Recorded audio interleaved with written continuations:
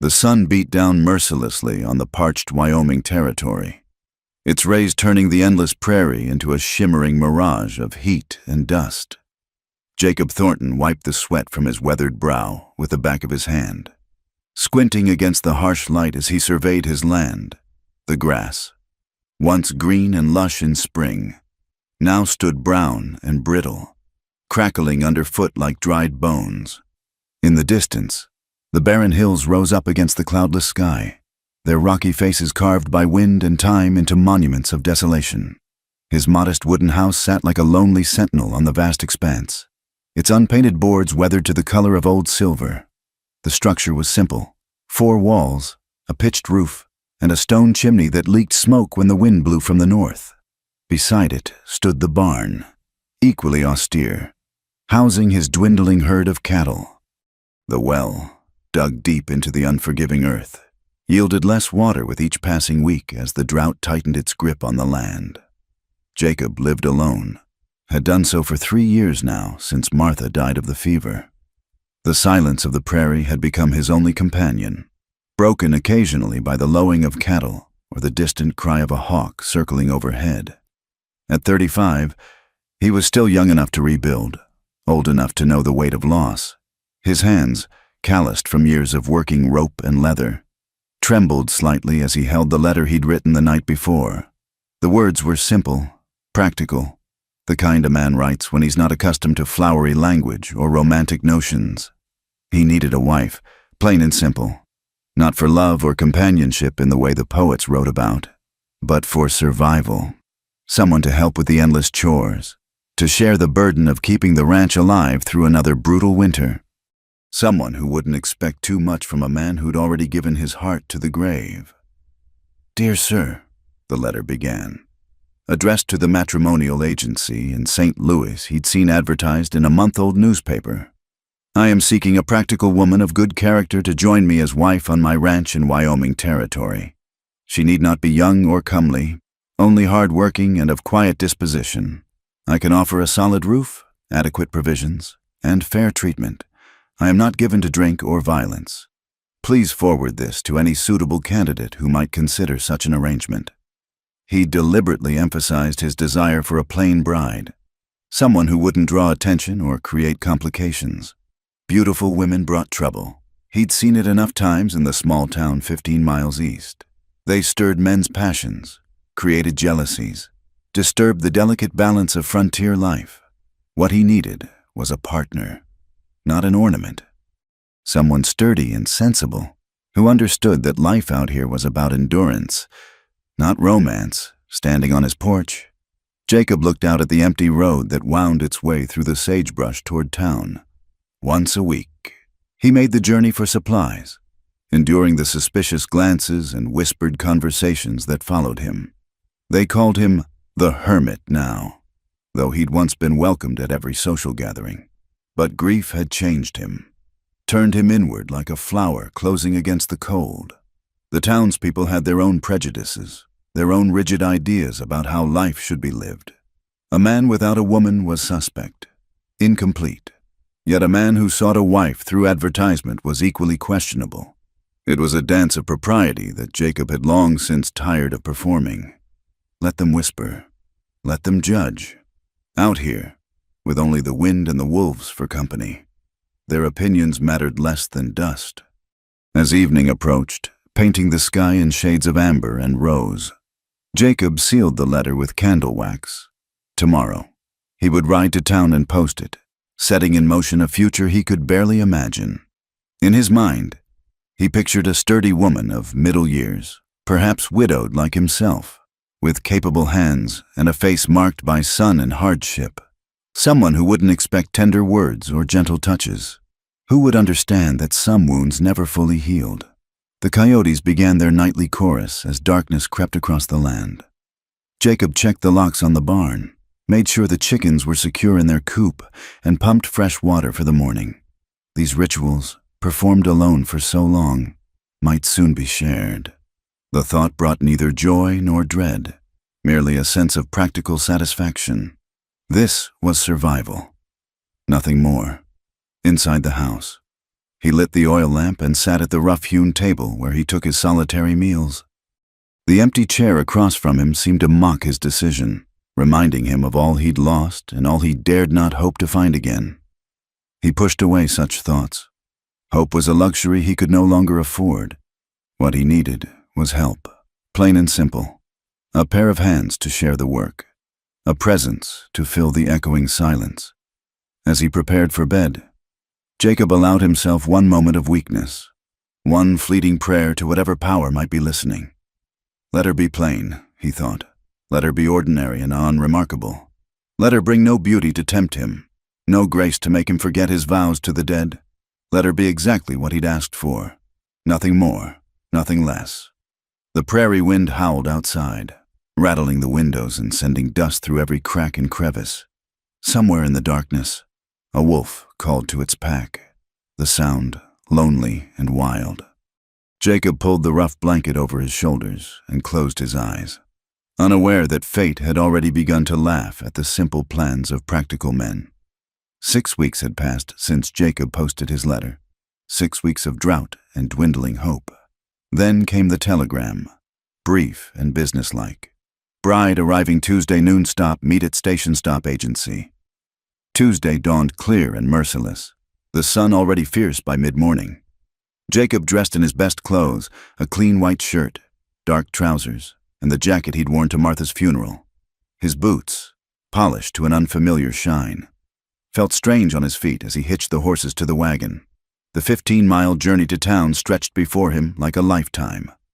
The settlement of Willow Creek barely deserved the name town, a collection of weather-beaten buildings clustered around a single dusty street. The general store, the saloon, the modest church with its crooked steeple, and the new railway station that connected this forgotten corner of Wyoming to the wider world.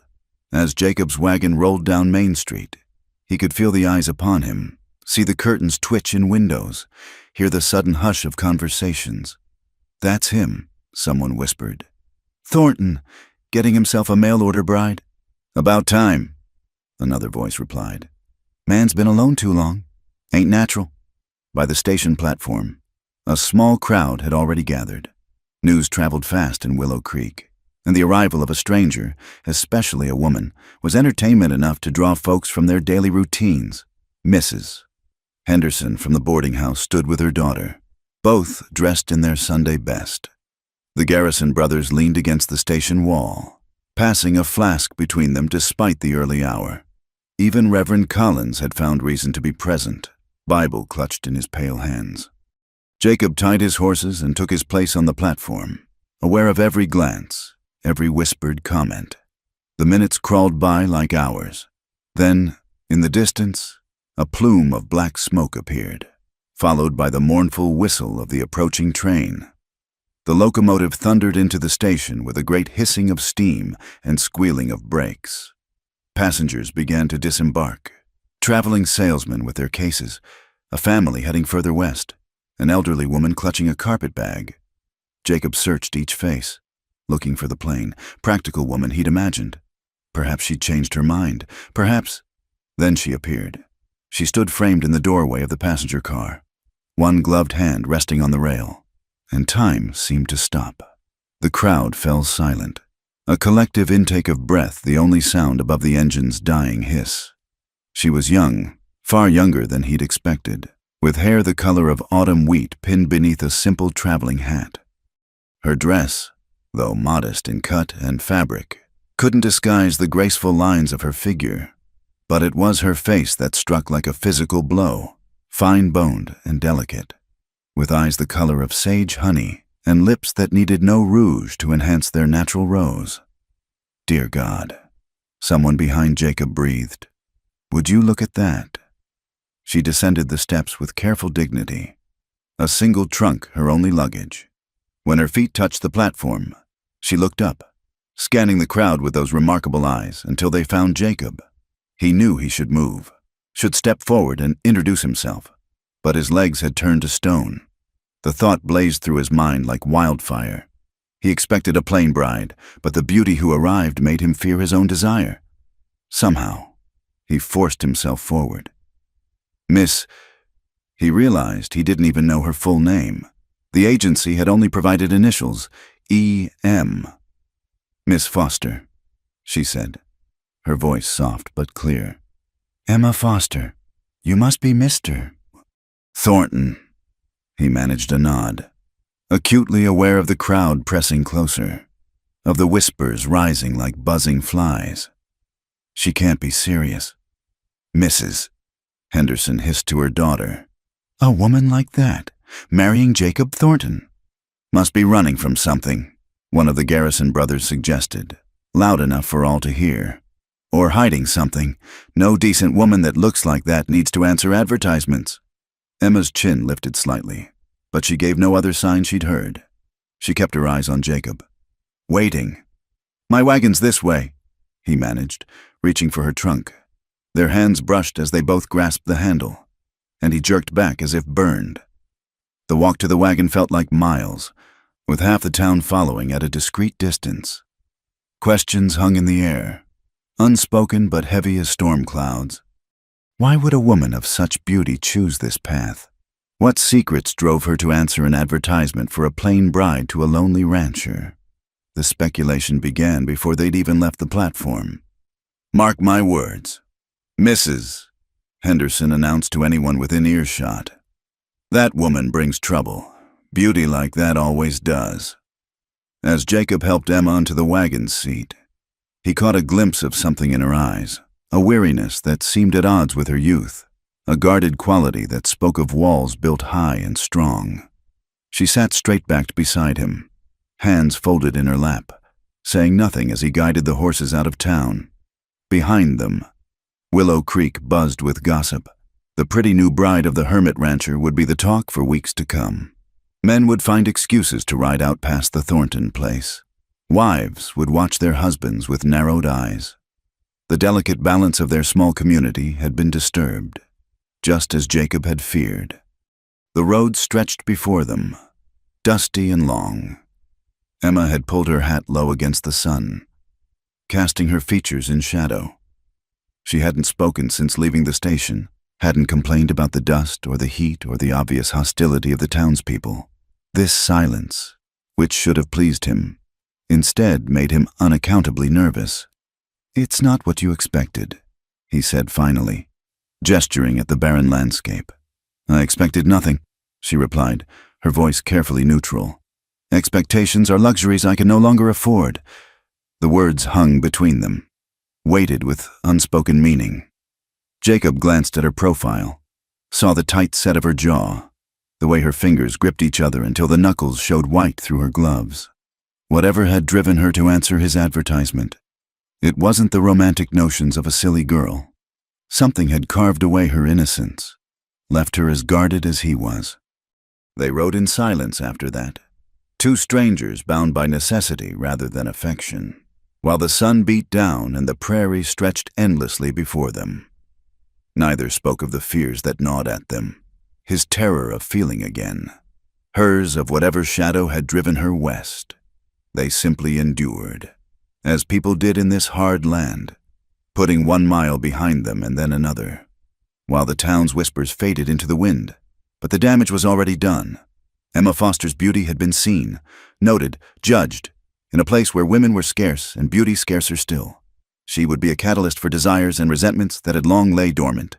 Jacob had wanted a plain bride to avoid complications. Instead, he'd gotten Emma, and with her, all the trouble he'd tried so hard to avoid. The journey back to the ranch seemed endless, the wagon wheels catching in ruts and sending up clouds of red dust that settled on everything. Emma held a handkerchief to her face, but made no complaint as they jolted along the rough track. The vast sky pressed down upon them, a dome of relentless blue that offered no mercy from the afternoon sun. As they climbed a rise, Jacob gestured ahead. There it is. The ranch spread before them, the weathered house, the barn, the few outbuildings, all dwarfed by the immensity of the prairie.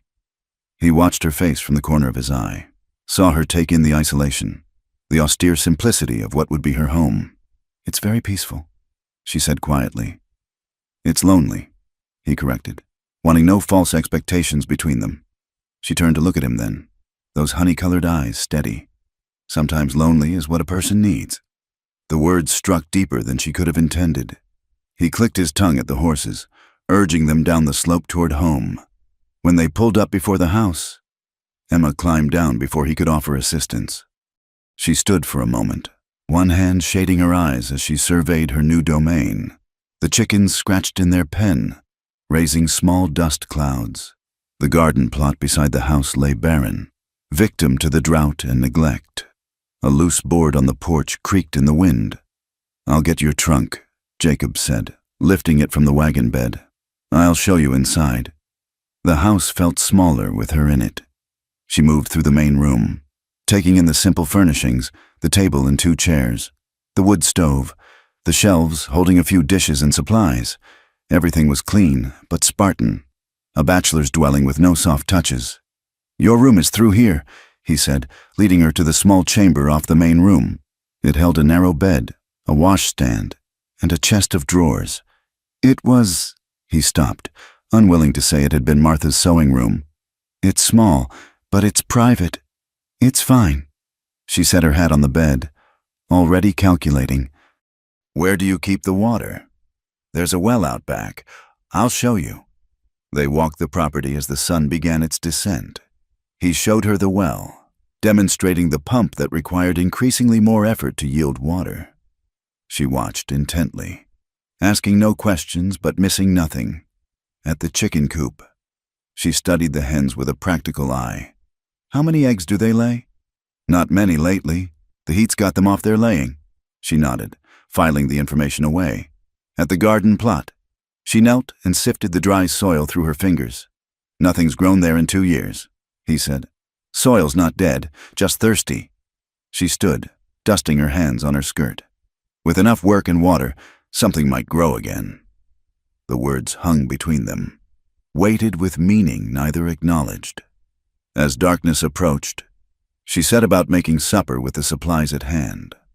Jacob sat at the table, ostensibly mending a bridle but watching her work. She moved with quiet efficiency, finding what she needed, making do with what was available. Soon the smell of biscuits and bean soup filled the room.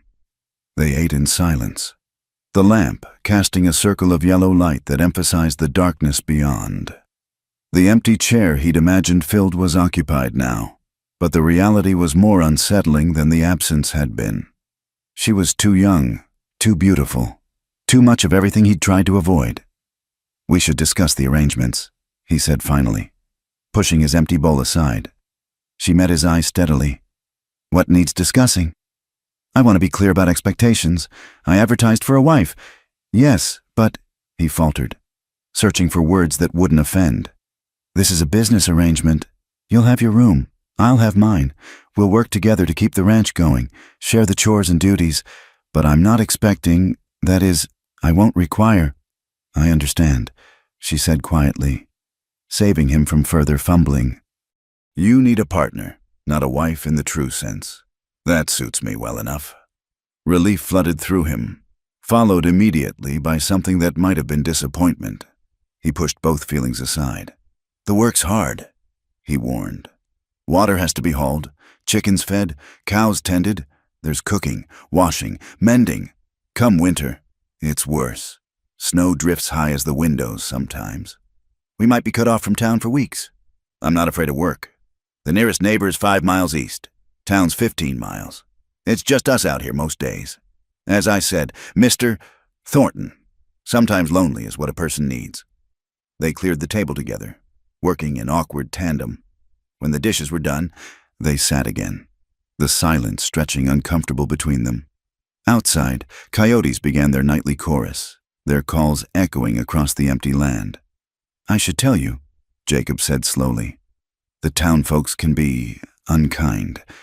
They've got their opinions about me, about anyone who doesn't fit their notion of proper... Now, with you here, looking like..." He gestured vaguely at her. "They'll talk. They'll make assumptions. People always do." Her voice carried a bitter edge. "Beauty is its own curse. Mr. Thornton. It makes people think they know you, think they have rights to you. I have learned to live with their assumptions." He wanted to ask what had driven her here, what story lay behind those guarded eyes, but they'd agreed to a business arrangement, and personal histories had no place in business. "We'll go to town once a week for supplies," he said instead. "You don't have to come if you'd rather not face them. Hiding only makes the talk worse." She rose, smoothing her skirts. "If you'll excuse me, it's been a long journey."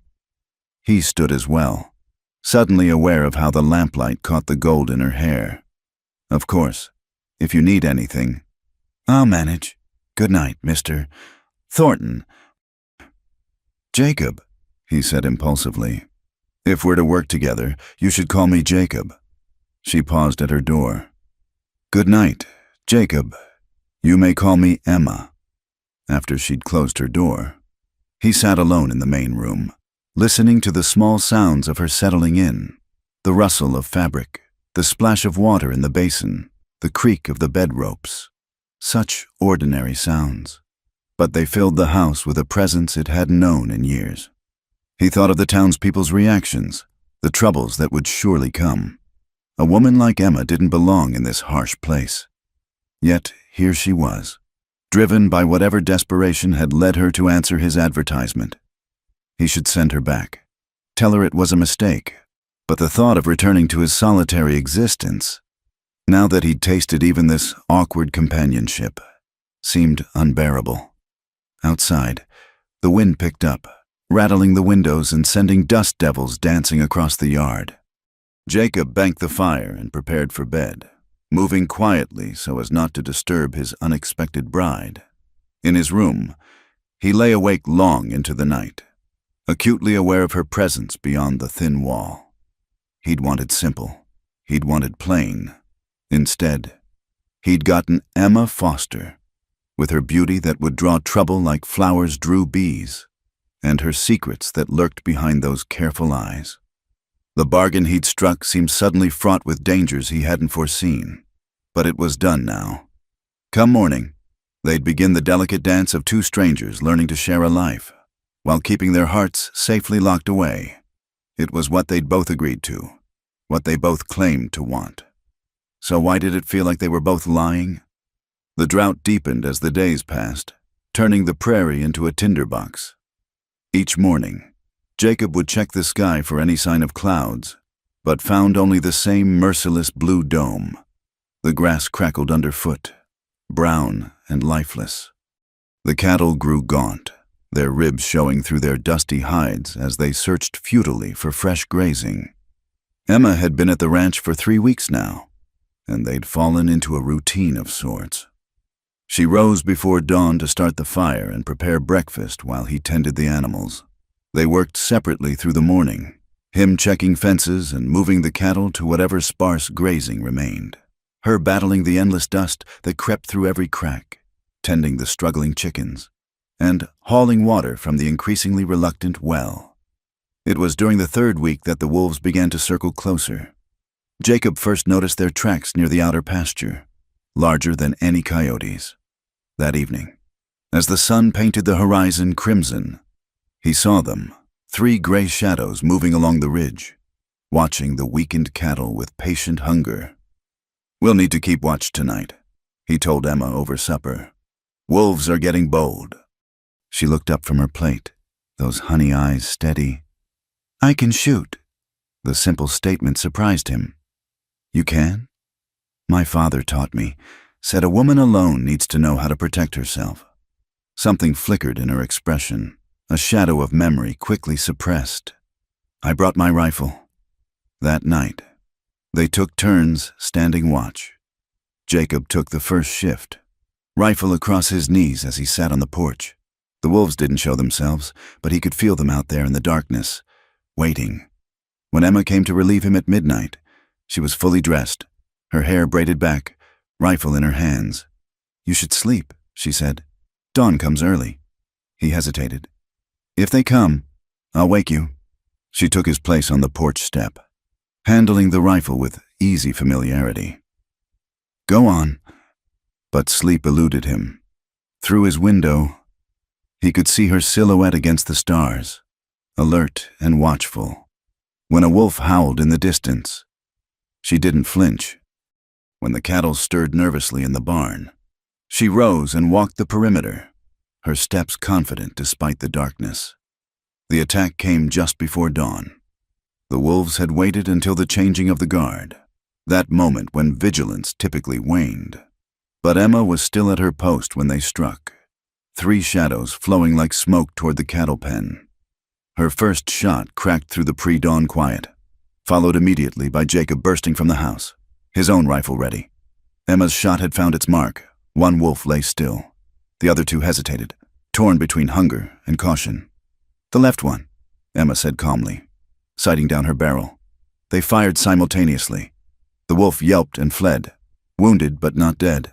The third melted back into the darkness, unwilling to face 2 armed defenders. As the sky lightened, they examined the dead wolf. Emma's shot had been clean, precise. "Where did a woman learn to shoot like that?" Jacob asked. She was already turning away. "When you have something worth protecting, you learn." The incident shifted something between them. Jacob found himself watching her with new appreciation, not just for her beauty, which he tried to ignore, but for her competence.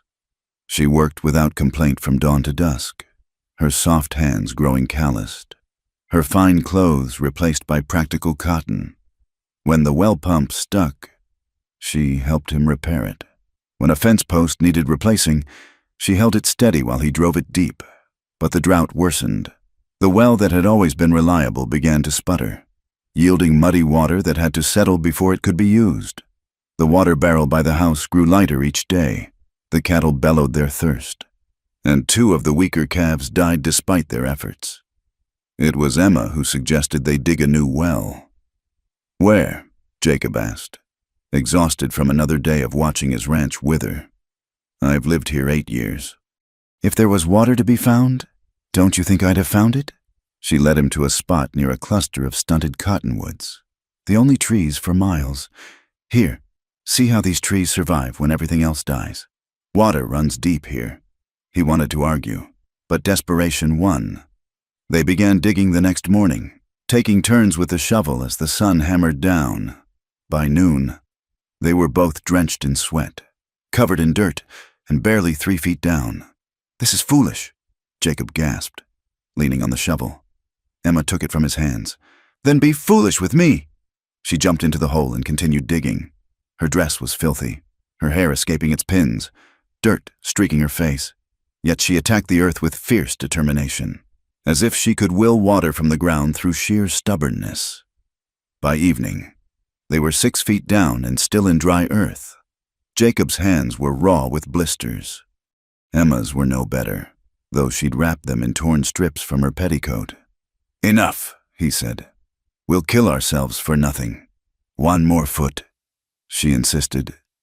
"Just 1 more." The shovel broke through to damper soil. Emma let out a cry of triumph that turned into exhausted laughter. By full dark, they'd hit water, not much, but enough to prove her instinct right. They sat on the edge of their hole, dirty and exhausted and oddly exhilarated. "How did you know?" Jacob asked. She was quiet for a long moment. "My grandfather had a touch for water, said it was about reading the land, feeling what it's trying to tell you." She looked at him sideways. "You think I'm talking nonsense?" "No," he said slowly. "No. I think you might have saved us." The moment stretched between them, charged with something more than gratitude. Emma's face was tilted toward him, starlight catching in her eyes. Jacob felt himself leaning closer, drawn by something stronger than wisdom. Then a coyote yipped in the distance, breaking the spell, and they both pulled back. "We should go in," Emma said, her voice unsteady. "Early morning tomorrow." As they walked back to the house, Jacob wrestled with the unwelcome feeling stirring in his chest. He'd been so careful to keep his heart locked away, to treat her presence as merely practical. But seeing her today, fierce and determined and covered in dirt, had cracked something open inside him. That night, as they sat at their usual supper, the air between them felt different. Their eyes met and skittered away. Their hands almost touched when reaching for the water pitcher. The silence that had once been comfortable now hummed with tension. In town, the gossips were having a field day. Each weekly supply run brought new whispers, new speculation, misses. Henderson had taken to visiting neighboring ranches, spreading her theories about Emma's past. The Garrison brothers made increasingly bold comments when they thought Jacob couldn't hear. Even Reverend Collins had suggested, delicately, that perhaps Jacob should bring his new bride to church, to quiet the talk. But Emma held her head high through it all, meeting their stares with cool dignity. She spoke when spoken to, ignored the whispers, and conducted herself with such irreproachable propriety that even the worst gossip struggled to find fault beyond her beauty. "Let them talk," she told Jacob one evening after a particularly trying trip to town. "They'll tire of it eventually." But he could see the cost in the tightness around her eyes, the way her hands trembled slightly as she unpinned her hat. Whatever had driven her to this life, the town's cruelty was wearing on her resolve. That night, the wolves returned, but this time, when Emma took up her rifle for the watch, Jacob stood beside her. "No need for you to lose sleep, too," she said. "Partners share the burden," he replied, echoing her own words from weeks before. They stood side by side in the darkness, weapons ready, protecting what little they had left. And though neither would admit it aloud, they were protecting something else too, this fragile connection building between them, as delicate and precious as water in a drought-stricken land. The storm came without warning on a September night, rolling in from the mountains like God's own fury. Lightning split the sky while thunder shook the house to its foundations. Rain, the first in months, hammered the roof with such violence that conversation became impossible. Jacob had been mending harnesses when the first drops fell. Emma was darning one of his shirts, her needle moving in precise, careful stitches. They both looked up at the sound, hardly daring to believe it. "Rain," Emma breathed, setting aside her work. They rushed to the porch together, watching as the parched earth drank deeply. The smell of wet soil filled the air, rich and promising. Emma stepped out into the downpour, spreading her arms wide, her face turned skyward. The rain plastered her dress to her body, turned her carefully pinned hair into streaming ribbons. "Come inside," Jacob called. "You'll catch your death."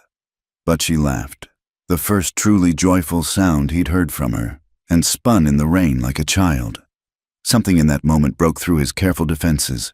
She was so alive, so radiant with simple happiness, that his heart constricted painfully in his chest.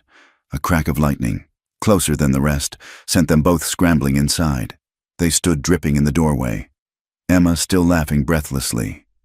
Her eyes met his, bright with rain and exhilaration, and the air between them crackled with more than storm energy.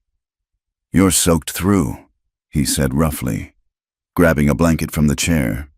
As he wrapped it around her shoulders, their bodies came close, closer than they'd ever been. She looked up at him, water droplets clinging to her lashes, and he found himself drowning in those honey-colored depths. His hand lingered on the blanket, trembling slightly. "Jacob," she whispered, and in her voice he heard an echo of his own longing. Thunder crashed overhead, making them both jump. The spell broke. Emma clutched the blanket tighter and retreated to her room to change. Jacob stood alone, fists clenched, fighting the desire that threatened to consume him. When she emerged in dry clothes, they sat before the fire he'd built to chase away the storm's chill. The silence stretched between them, heavy with unspoken words. "I should tell you something," Emma said finally, her voice barely audible above the rain's drumming. "About why I came here." Jacob waited, not trusting himself to speak. "I was engaged once, to a wealthy man back in Missouri, Charles Whitman." Her hands twisted in her lap. "My father owed him money, gambling debts. When he couldn't pay, Whitman offered a solution. Me."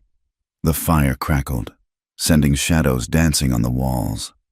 "I thought I could bear it," Told myself many women marry without love.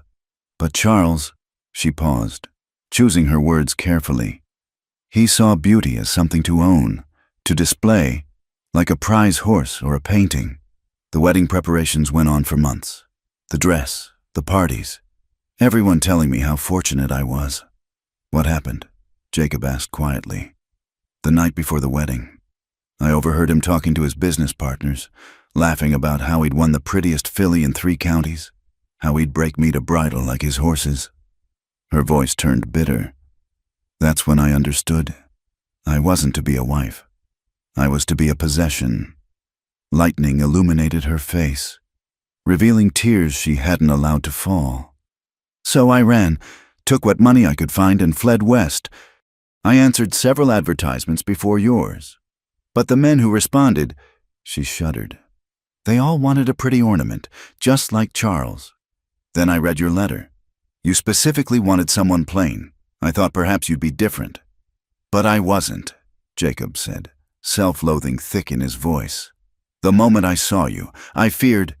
You feared desire. So did I. She turned to face him fully.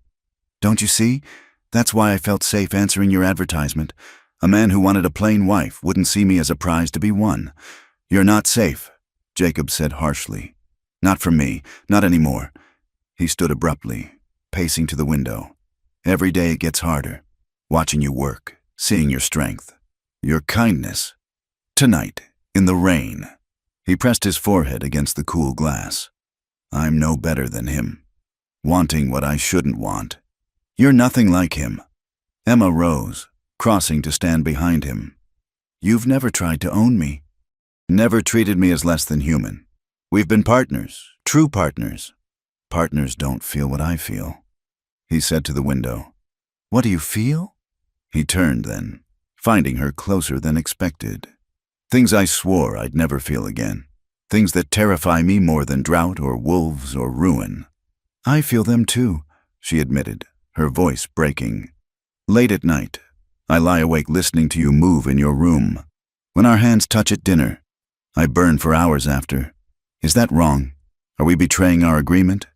Yes, he said, even as he reached up to cup her face. This wasn't supposed to happen. Nothing in life happens as it's supposed to. She leaned into his touch. I came here running from one prison, thinking I'd found safety in loneliness.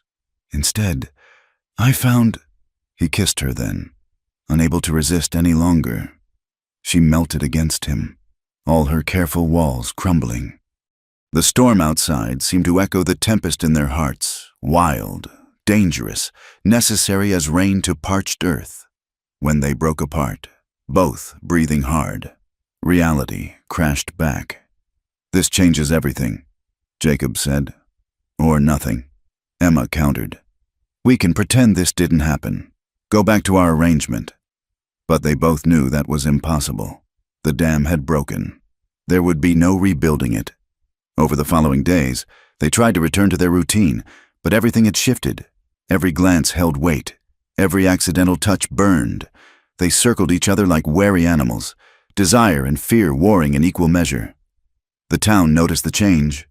On their next supply run, misses. Henderson's sharp eyes missed nothing.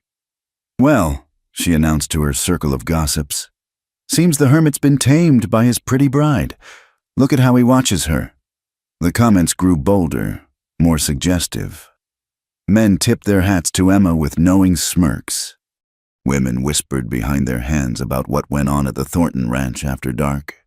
Let me guess, Tom Garrison called out as they loaded supplies. The ice finally melted. Eh, Thornton? About time. Waste of a woman like that, keeping her at arm's length. Jacob's fists clenched, but Emma's hand on his arm stopped him. Pay them no mind, she murmured. They see only what they expect to see. But the damage was deeper than gossip. That night, as they sat at dinner, the question hung between them. What were they to each other now? The business arrangement lay in ruins, but neither knew how to navigate what remained. I won't be like him, Jacob said suddenly. I won't trap you with my feelings. Emma set down her fork. And if I want to be trapped? You don't know what you're saying. This place, This life, it's already a prison. Add love to it, and the bars only get stronger. Or maybe love is what makes the prison bearable, she said softly. Maybe it's what transforms duty into choice. He shook his head. I've lost one woman to this land. I won't risk another. I'm not Martha, Emma said, a flash of anger in her eyes. And I'm not made of spun glass. I've survived worse than drought and gossip. Have you survived watching someone you love waste away? Have you held them as fever burned their life to ash? His voice broke. Because I have, and I won't do it again. The storm had passed, but its aftermath remained, the air between them charged with possibility and pain. They were no longer the strangers who'd made a practical bargain, but what they were becoming, neither could yet say. That night, Emma sat at her window, watching clouds gather on the horizon. Change was coming. She could feel it in the air, in the restless wind that whispered of autumn's approach. Behind her door, she heard Jacob pacing, wrestling with demons she was only beginning to understand. They had opened a door that couldn't be closed. The only question now was whether they'd walk through it together, or let fear keep them forever on the threshold. The stranger arrived on a Thursday morning, riding a black thoroughbred that gleamed with expensive care. Jacob was repairing the chicken coop when he heard the approaching hoofbeats, not the plodding gait of a ranch horse, but the measured stride of quality horseflesh. He straightened, hammer in hand. As the rider came into view, the man was everything Jacob wasn't. Tall, broad-shouldered, wearing a suit that cost more than most ranchers saw in a year.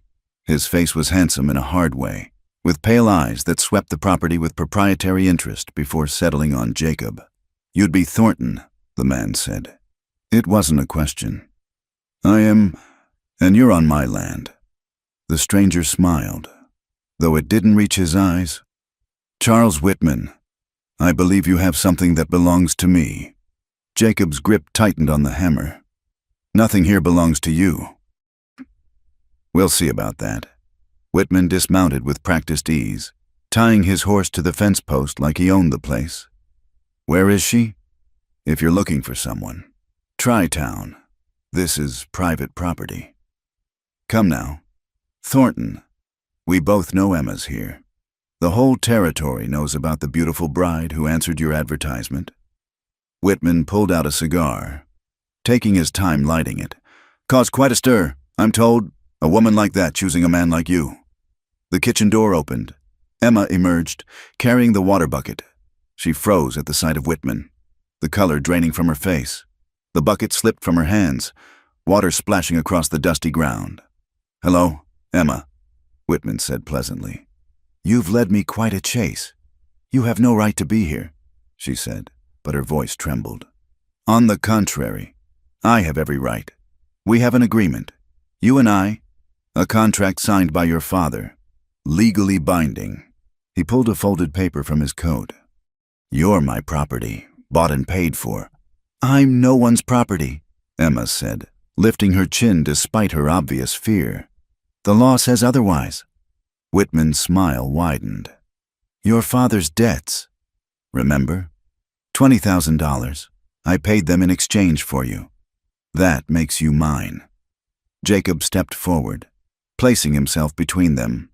The lady is my wife now. Any claim you had is void. Whitman laughed. Wife? I think not. I've made inquiries. No marriage certificate filed in this county. No church ceremony. Just two people living in sin, as far as the law is concerned. Get off my land, Jacob said quietly. Or what? You'll shoot me? Beat me with that hammer? Whitman blew smoke lazily. I don't think so. You're not that kind of man. Thornton. Too civilized. Too weak. His eyes slid past Jacob to Emma. That's why she felt safe here, isn't it? Hiding behind a man who doesn't have the spine to fight for her. Jacob's fist connected with Whitman's jaw before anyone could react. The bigger man stumbled back, more surprised than hurt. He touched his lip, saw blood, and his expression darkened.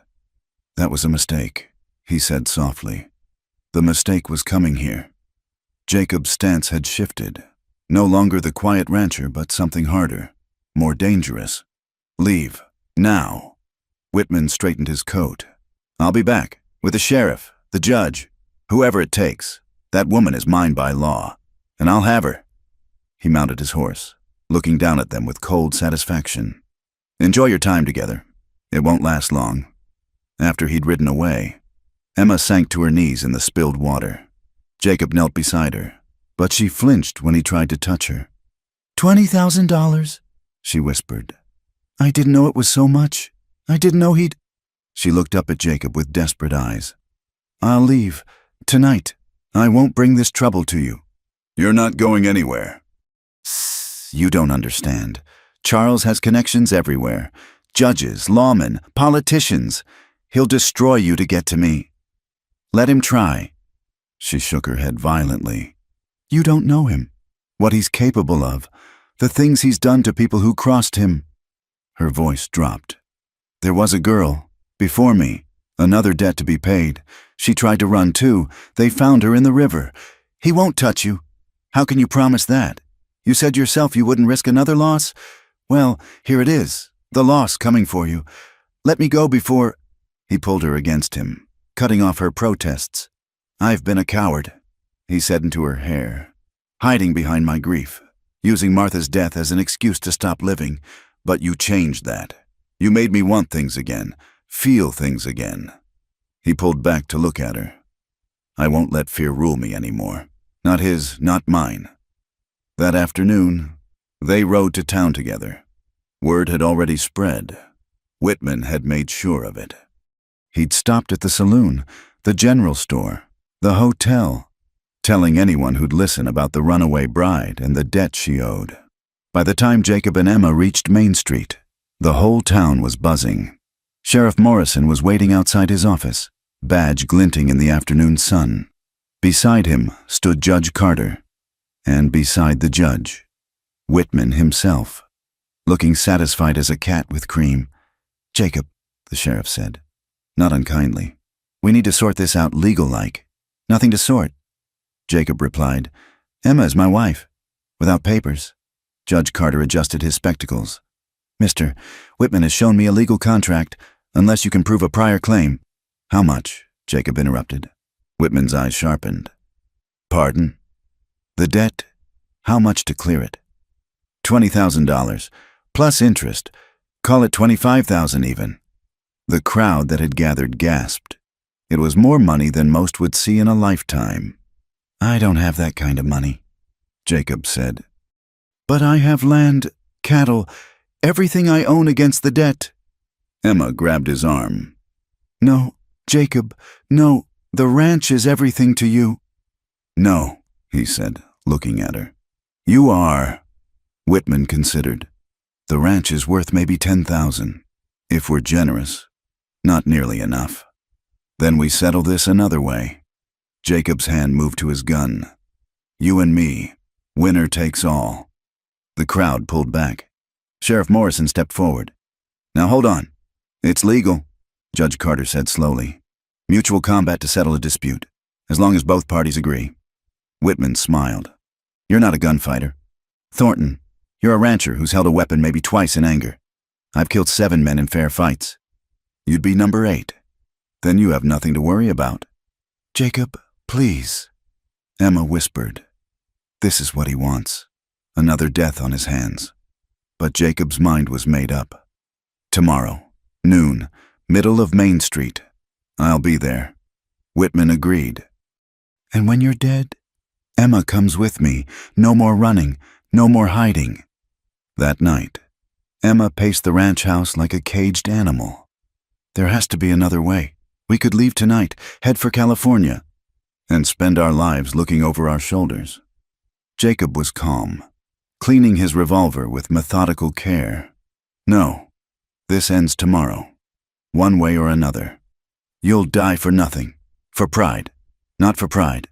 He set the gun aside, took her hands. "For the right to love you without fear, for the chance to build a life without his shadow over us, that's worth any risk." She kissed him then, desperately, as if trying to memorize the taste of him. When they broke apart, tears streaked her cheeks. "I love you," she said. "I should have said it before. Should have—" "Tell me tomorrow," he said. "After But they both knew there might not be an after. In 12 hours, one of them would likely be planning a funeral. The night stretched ahead, precious and terrible. While the clock on the mantel counted down to noon, the morning of the duel dawned clear and still, as if nature itself held its breath. Jacob rose before first light, moving quietly so as not to wake Emma, though he doubted she'd slept any more than he had. Through the window, he could see stars fading into a lightening sky. In a few hours, those same stars might be looking down on his corpse. He dressed carefully. Clean shirt, best trousers, the leather vest Martha had made him years ago. His hands were steady as he strapped on his gun belt, though his heart hammered against his ribs. In the mirror, he saw a man he barely recognized. Harder, more determined than the lonely rancher who'd written to a matrimonial agency just months before. Emma stood in the doorway, still in her nightdress, hair loose around her shoulders. "I won't watch you die," she said flatly. "Then watch me live." He crossed to her, framing her face with his hands. "Have faith in me, Emma, in us. Faith won't stop a bullet. No, but fear won't either." He kissed her forehead. "Whatever happens, know that these weeks with you have been worth everything."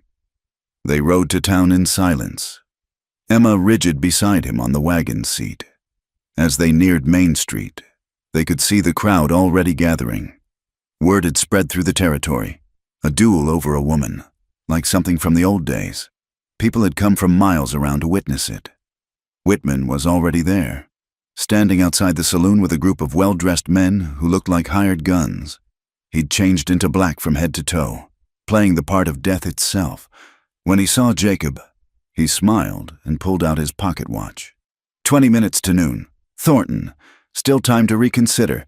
Sign over the ranch. Let Emma honor her obligations and walk away breathing. No. Sheriff Morrison approached, looking deeply unhappy. "I've got to ask once more. As a matter of law, is there no other way to settle this?" "Ask him," Jacob said, nodding toward Whitman. "The terms are set," Whitman said. "The rancher challenged me. I choose the weapons, pistols, and the distance. 20 paces. The crowd was growing, filling the sidewalks and balconies. Jacob spotted familiar faces. Mrs. Henderson clutching her handkerchief. The Garrison brothers taking bets. Reverend Collins with his Bible pressed to his chest, and others too. People who'd barely acknowledged him in years, drawn by the spectacle of violence. Emma gripped his arm. "Look at them. They're here for blood, not justice. Let them watch," Jacob said. "Let them see what a man will do for love." As noon approached, the sheriff cleared the street. Someone had drawn lines in the dust 20 paces apart. The crowd fell silent, even the children sensing the gravity of what was about to unfold. Jacob took his position at one end of the street. At the other, Whitman waited, relaxed and confident. Between them, Sheriff Morrison stood with a white handkerchief. "The rules are simple," the sheriff called out. "When I drop this handkerchief, you draw and fire. First man down loses. Any man who draws early will be shot where he stands by my deputies." "Understood?" Both men nodded. Time seemed to slow. Jacob could hear his own heartbeat, feel the sun on his face, smell the dust and gunpowder already thick in the air. He found Emma in the crowd, her face pale but fierce. She wasn't crying now. She was watching him with an intensity that gave him strength. The handkerchief fluttered in the sheriff's raised hand. Whitman's stance shifted slightly, the move of a professional killer preparing to draw. He'd done this before, many times. His hand would be quick, his aim true. But Jacob had something Whitman didn't. He had everything to lose. The handkerchief fell. Whitman's hand moved like lightning, his gun clearing leather in a motion too fast for the eye to follow. The crack of his shot split the air, but Jacob had already moved, stepping sideways as he drew, using a trick learned not from gunfighting but from dodging charging bulls. Whitman's bullet sang past his ear. Jacob's gun came up slower but steadier, and he fired. The bullet caught Whitman high in the shoulder, spinning him around. His gun fell from nerveless fingers as he dropped to one knee, clutching the wound. Blood seeped between his fingers, but he was alive. "Kill me then," Whitman gasped. "Finish it."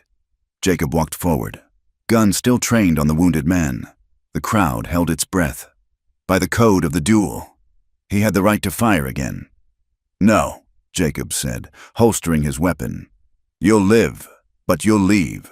Today. And if you ever come near Emma again, if you so much as send a letter, I won't miss your heart next time. The debt dies with your claim to her."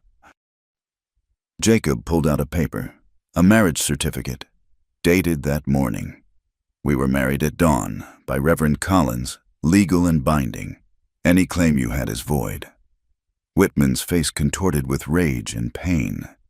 "You think this ends it? I have friends, influence, and a bullet wound that'll remind you what happens when you try to own what can't be owned." Jacob turned his back on the fallen man, walking toward Emma. She ran to him, throwing herself into his arms with a sob. Around them, the crowd erupted, some cheering, others grumbling about the unsatisfying end to the spectacle. But Jacob heard none of it. His world had shrunk to the woman in his arms, alive and free, and his— "You knew," she whispered, "about his draw, his stance. You knew he'd aim for your heart." Martha's father was a gunfighter before he found God. Jacob admitted.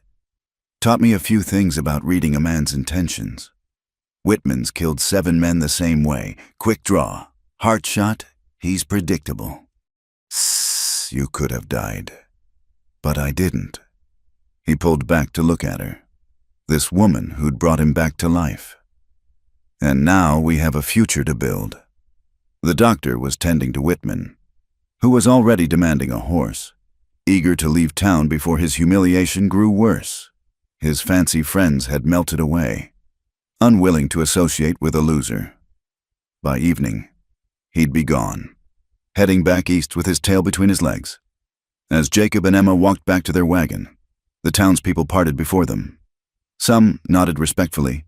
Others looked at Emma with new eyes, not as a scandal or a beauty to be possessed, but as a woman who'd inspired a man to risk everything. "Mrs." Henderson approached. Her usual disapproving expression softened. "That was a brave thing you did, Mr. Thornton." "Not brave," Jacob said, helping Emma onto the wagon seat. "Necessary." As they rode home, Emma leaned against his shoulder. "What you said back there, about everything to lose, was true." He took her hand, feeling the wedding band they'd placed there that morning. "I spent 3 years thinking I had nothing left to lose. Then you arrived and showed me I was wrong. I had my fear to lose, my loneliness, my walls." He squeezed her hand. "Losing those things to gain you was the best trade I ever made."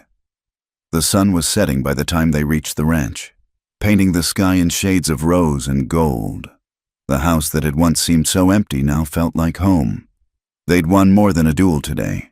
They'd won the right to love without fear, to build a life without shadows. "I love you," Emma said as they stood on the porch, looking out at their land. "I should have married you properly weeks ago.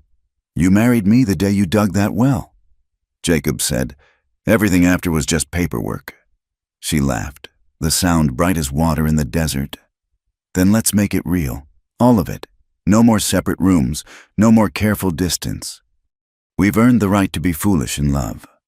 He swept her into his arms, carrying her over the threshold like the bride she'd always been meant to be. Behind them, the first stars appeared in the darkening sky, bearing witness to the end of one story and the beginning of another. The duel was over.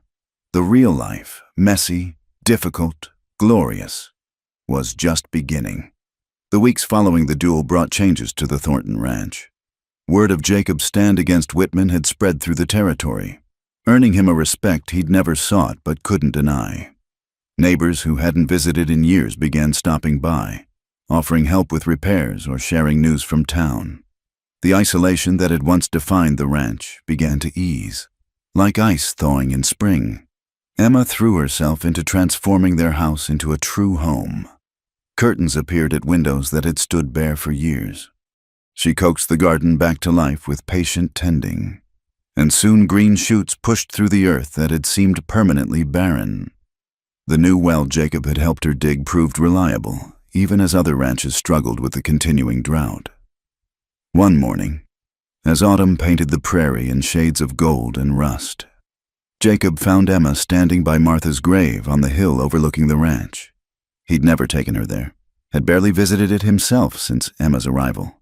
But there she stood, a bouquet of wildflowers in her hands. "I hope you don't mind," she said without turning. "I wanted to pay my respects." Jacob moved to stand beside her. The headstone was simple: Martha Thornton, beloved wife, with the dates of her brief life carved below.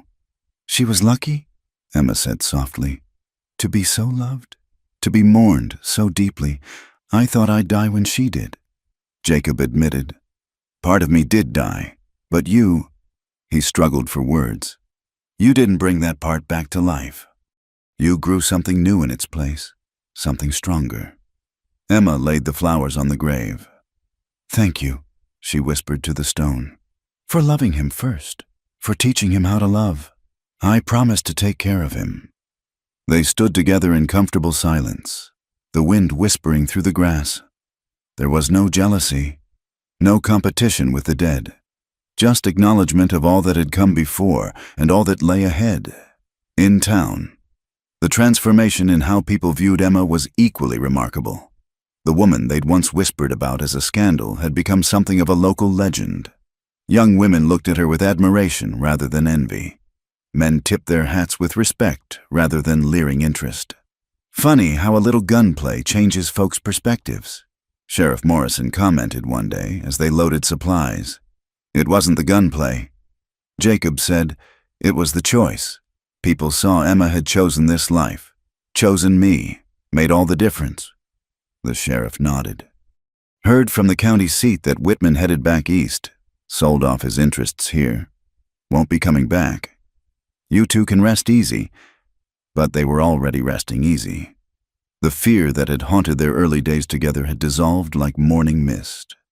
In its place grew something solid and enduring, a partnership tested by fire and strengthened by trust. As winter approached, they worked side by side preparing for the cold months ahead.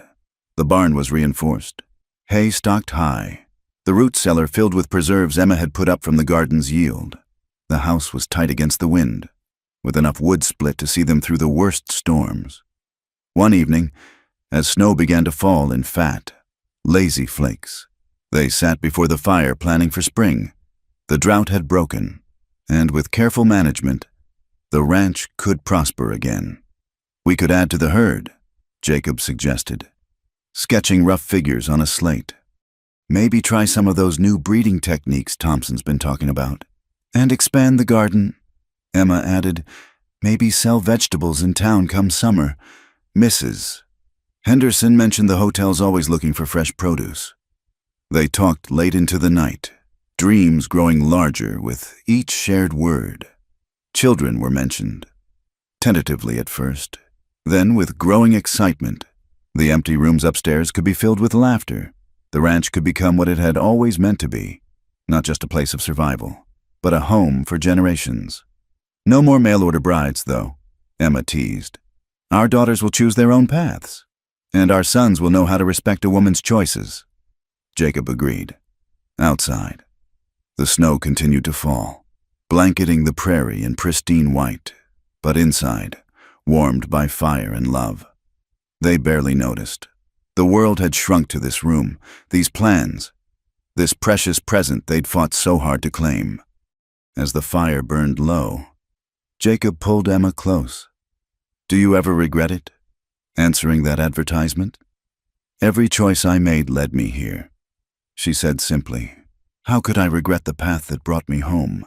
He thought of his own journey, the grief that had nearly destroyed him, the desperate letter to a matrimonial agency, the fear when beauty arrived instead of plainness. All of it necessary, all of it perfect in its imperfection. "I love you," he said, words that came easily now. "And I love you," she replied. "My unexpected husband, my chosen life." They made their way upstairs. no longer to separate rooms but to the bed they now shared as truly married couples do. The house that had once echoed with loneliness now hummed with contentment.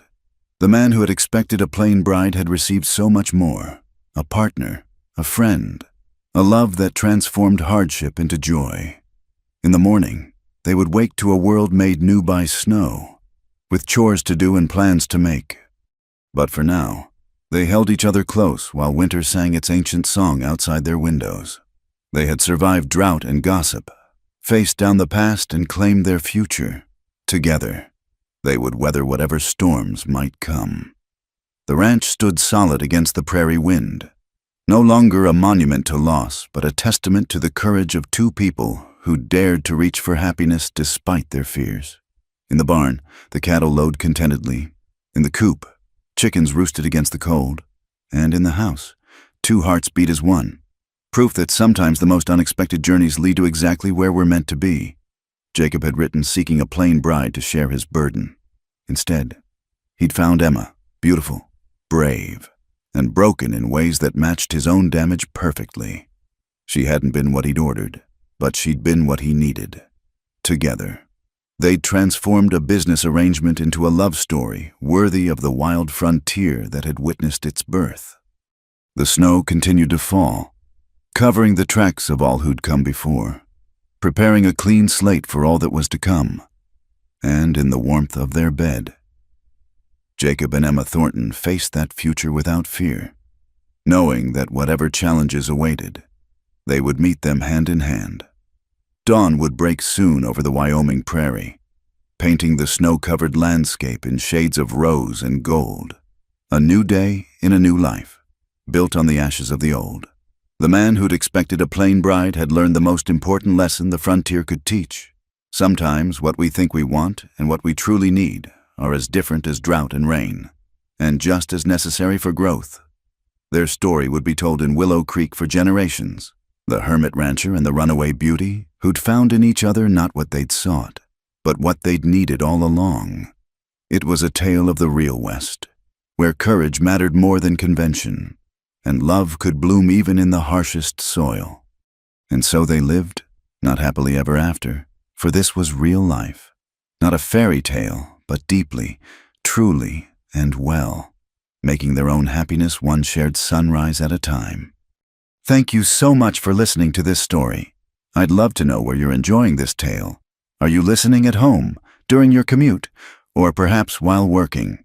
Please subscribe to the From Wild West channel and share your thoughts in the comments below. Let's connect and share our love for these frontier stories together.